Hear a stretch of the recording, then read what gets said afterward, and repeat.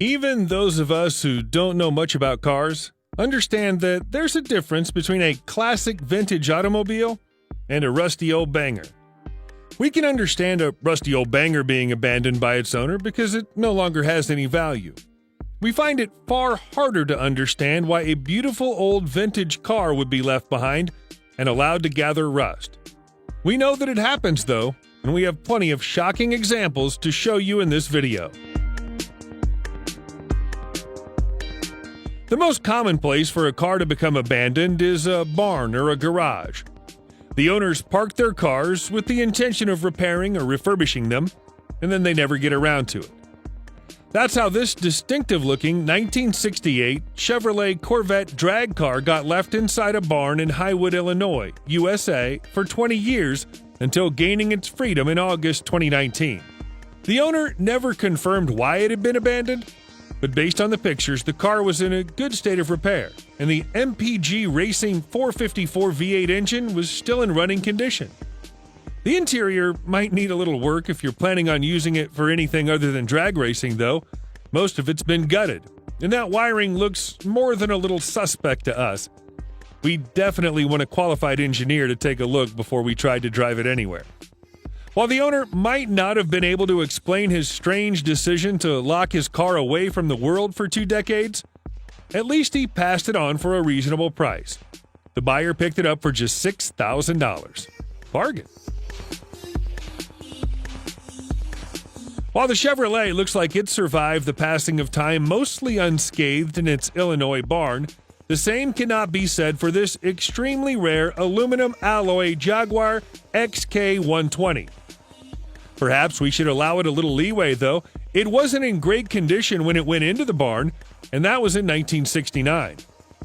A 19-year-old woman had bought the old Jag as a restoration project on her birthday.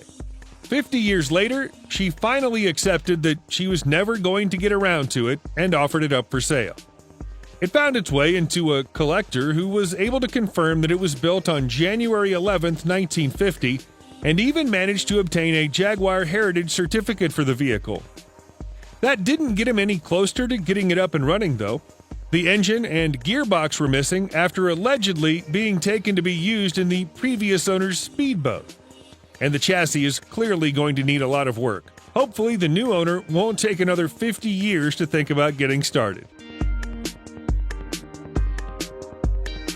The Back to the Future movies aren't the only reason that DeLorean cars became popular, but they certainly gave the brand a big helping hand. And there was a spike in sales after the first film. That film came out in 1985, and this DeLorean was parked in a barn in 1986. You see the connection? After it was parked, it stayed inside the barn under an increasingly thick layer of dust for the next 32 years. When it was eventually discovered again, it was found that every single feature on the vehicle was original, and its broken door handle meant that the inside hadn't been touched by anyone or anything since the year it was parked. When the dust came off, the car immediately started to look as good as new. It had to be taken to a mechanic as a precaution, but it was fully functional, and it started up the same day it was sold to its new owner. DeLoreans are only going to become more valuable as time goes on. It's thought that there are only around 5,000 left in the world now, and that number goes down every year. Our next barn find is particularly puzzling because it's obvious that someone once loved this old Packard so much that they had it extensively customized and modified. At one point, it would have been a humble 1941 Packard 90, which would still have been a rare and valuable car to find in the 21st century, but it's been adapted into an open-top bus. That makes it so unique that it's almost certainly one of a kind. The fact that it fits inside a barn at all is pretty amazing. The Packard is now 20 feet long and comes with space for up to 12 people to ride as passengers with the driver. If it rains, there's a roll-out canvas roof that covers the whole length of the vehicle and ensures that nobody gets wet. You might not get a huge amount of power or acceleration out of the 356 Flathead 8 engine under the hood, but power isn't the objective of this unique car. Finding it a new owner might be tricky as it has few practical uses.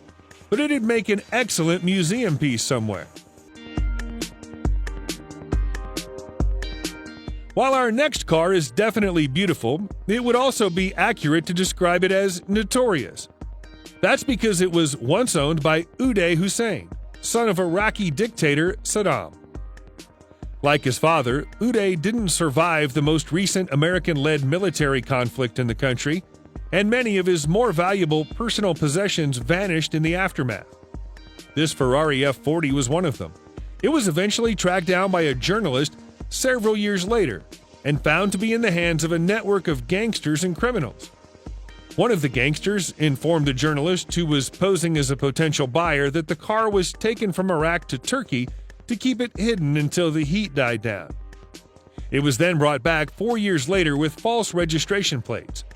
Documentation that was shown to the journalist proves that it's the same car, and it's now up for sale on the black market. You'd need deep pockets to acquire it, though. The price quoted to the journalist was $1 million. It's a stunning Ferrari, but we don't think it's worth that much.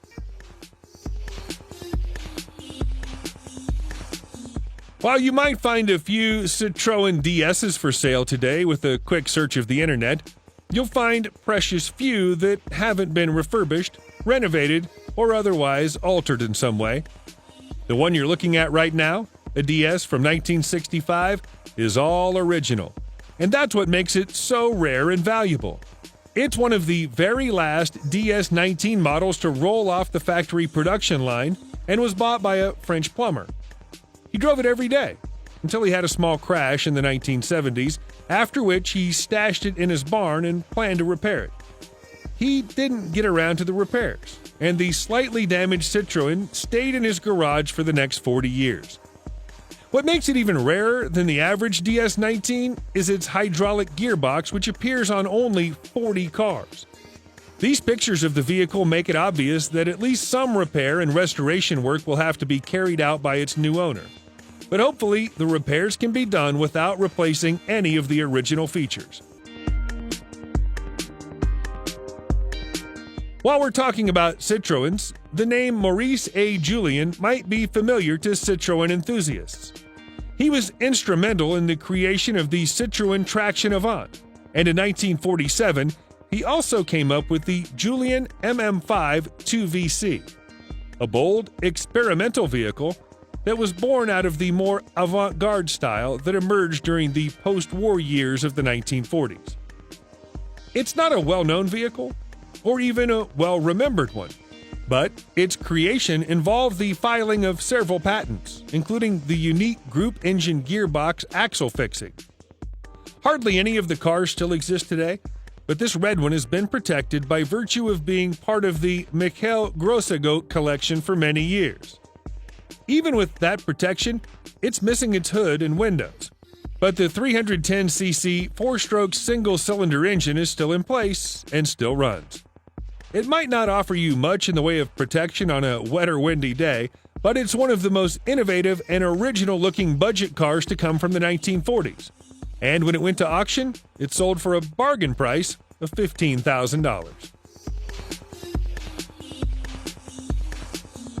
Let's go back to looking at American cars now and talk about Dodge Daytonas. Specifically, this 1969 Dodge Daytona, which spent 45 whole years in storage before seeing the light of day again in April 2020. Only 503 units of this vehicle were ever built, and if it weren't for the NASCAR homologation process of 1969, none would exist at all. This is a car that was created for the track, not for the road. Curiously, we don't know where this unit was between 1969 and 1974. There are no records of it anywhere, and its second ever owner has no idea. He says it turned up on a used car lot in New Jersey without a backstory or any further information, but did have 37,000 miles on the clock. The first thing he did was have it resprayed blue from its original green. He quickly found that it wasn't suited to be his daily driver. It was too loud, the engine was too hard to start, and it consumed way too much fuel. That means the Dodge got parked up a few months after it was bought and never moved again. What a waste. By this point, you're probably starting to accept that people are willing to leave almost any car in the darkness of a barn for decades. But it's still surprising to hear that the same is true even of classic Porsches. Here it is.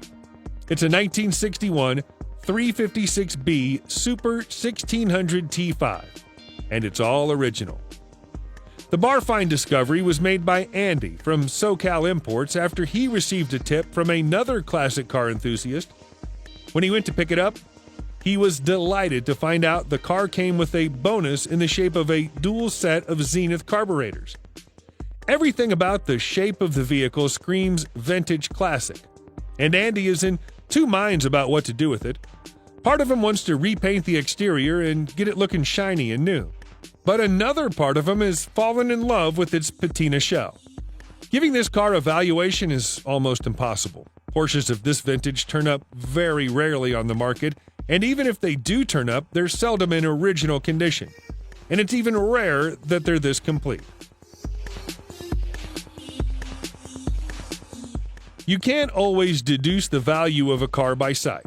A Porsche is always going to have value, but how many people would look at a muddy 1980 Ford Fairmount EV and put a value of $1 million on it?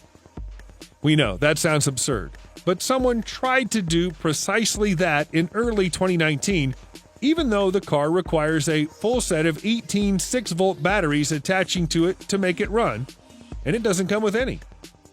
The sales listing for the vehicle prompted a bemused reaction online, with the majority of commentators assuming that the seller was joking about the price.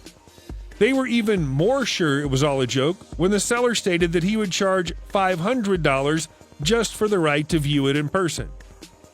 His reasoning was that it's rare, and it might one day become a museum piece. It appears that he eventually came to his senses, and when he finally parted with the Fairmount, he did so for $50,000. That's still a lot of money for a car that most people wouldn't look twice at if it passed them on the street. Those of you who really know your cars will have heard of the AMC Matador and the AMC Pacer. But our next car is even rarer than that. It's a gorgeous, yellow supercar from the 1970s, and it's one of only 5 that were ever made. One of them turned up in a barn in Michigan in November 2019. Built by the legendary Bizzarini, this is the AMC AMX3. It's almost certainly the only one of the 5 cars to have a 390 engine fitted under the hood, which was apparently a request made by the mysterious, nameless original owner. The full history of the car is an enigma. It's said that it was sold around the Midwest several times but hardly spent any time out on the road. It might now finally be able to get that chance. After being sold in early 2020, it's now in the hands of a proud new owner who hopes to knock the dust and dirt off it, tune up that old engine, and get it performing as AMC originally imagined that it would. You probably have 2 questions on your mind as you look at pictures of this Sanford Type S cycle car. The first is, what is a Sanford Type S cycle car? And the next is, how did it get into such a battered state? The answer to the first question is that cycle cars were briefly popular in Europe between 1910 and 1920 as a cheaper alternative to larger automobiles. Often they used motorcycle engines to power them. The Sanford Type S is a French build. The answer to the first question is unknown. It seems likely that someone attempted to restore the vehicle several years ago, but botched the work and then abandoned it. We know that because the hood and frontage are made of steel, whereas the rest of the body is still the original aluminum. The earliest known registration of this car was in August 1951, when it was registered as a 9977 AM75, and it was then re-registered by a well-known classic car collector, Roger Ballion, in 1967. Its history before 1951 is unknown. So whoever acquired it for $70,000 in 2015 didn't just get a classic car, they also bought themselves a mystery to solve.